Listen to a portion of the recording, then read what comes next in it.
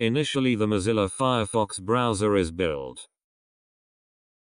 Then the C++ server and the browser are run on two separate terminals. From the browser, the local server is accessed with the port number 8080. As you can see, the browser creates a request that is to be sent to the server. The header fields of the request is encoded using the static header table. Later the encoded request is compressed and sent to the server. At the server side, the compressed request can be observed. In every compressed request sent to the server, first byte, which is 0, is used to identify whether the request is compressed.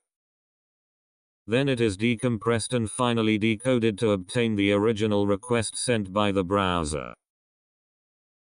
The server creates a response object and sent to the browser. This response is encoded and then compressed using deflate algorithm before sent to the browser.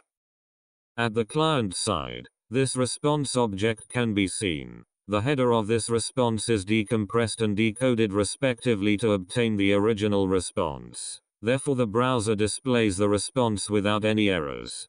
Let's check our setup for a request that contains a cookie. Our request sent from the browser contains a cookie. This cookie is separated out from the request header before the encoding is done. Then the encoded request header is compressed using deflate algorithm excluding the cookies. The cookie is appended at the end of the compressed header using a colon separator. At the server side, the respective compressed request header can be observed. The cookie is separated out from the header before decompression. Then the header is decompressed and decoded.